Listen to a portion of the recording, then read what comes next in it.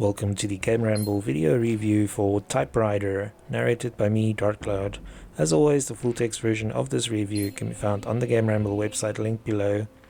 The TLDR is that the unique concept of Typewriter immediately caught our attention, and thankfully the gameplay was up to scratch as well. It takes a while to get used to the controls, as controlling two dots can be challenging, but the excellent levels and stylish visuals will suck you in. While not a very long game, there is some replay value, and you might also learn something about typography along the way. Gameplay receives an 8 out of 10. The game is a blast to play once you get used to the controls. Graphics receives a 9 out of 10. Typewriter features stylish visuals and a great art direction. Sound receives an 8 out of 10. The audio matches the gameplay and visuals perfectly. The overall score for Typewriter is 8.3 out of 10. And now for the full review. The last time we saw a game in which the lead character is a punctuation mark was probably back in the era of ASCII titles, so Typewriter definitely piqued our interest. The fact that Typewriter is about the history of typography in platform game form also sounded too unique to pass up. With a distinctive concept and some very stylish visuals, we hoped that the gameplay would hold up to the ambitious ideals of the game. After playing only a few levels, it became clear that while Typewriter has a bit of a learning curve, it also has very solid gameplay and is quite addictive to boot.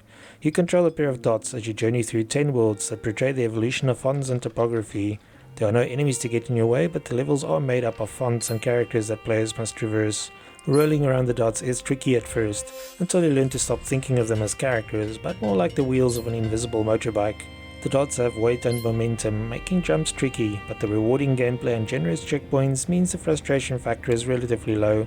As you explore the levels, you collect letters of the alphabet, and the occasional asterisk that reveals more information about the font, which is the theme of the world.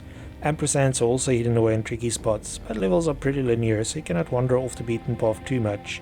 The alphabet letters and ampersands have no purpose beyond being collectibles, but are tied to achievements, and finding everything adds to the sense of accomplishment.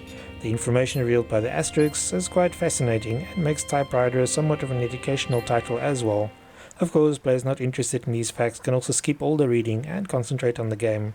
We suggest that you leave all the reading until you've completed a world, as it can break the flow of the levels to do so while exploring. It is clear that the game was designed by folks who know and love typography, as each level is a mini work of art. Worlds are themed according to the font they portray, so Garamond has a very western look, while Gothic is a moody and rainy world. There's even a hidden Comic Sans level that is appropriately annoying.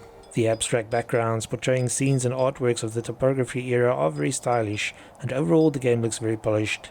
There are only 10 worlds, and while these are broken up into sub-levels, the overall experience is a bit short. Because each world is so unique, we found ourselves finishing everything in almost one go, just because we were curious to see what was coming next.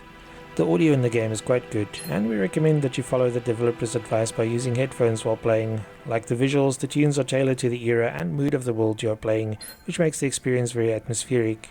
Some basic puzzle elements do exist, but the abundant checkpoints and infinite lives make Typewriter a mostly relaxing game. The biggest obstacle to overcome is the controls, as moving slowly or standing still is quite tricky. Once you've mastered it, you'll be pulling off wall jumps and slinging your dots around the level like a pro, although we do recommend the controller. Typewriter is a great game, but its unique concept may deter some players looking for something more traditional. The game might have its roots on iOS, but it looks fantastic on the big screen, and comes with all the Steam extras such as Steam trading cards, achievements, and cloud support. Typewriter was released in 2013 along with plenty of other great platform titles, but at the time we still found it to be one of the most immersive. Thanks for joining me for this Typewriter PC review. Remember to like, subscribe, and share. Until next time.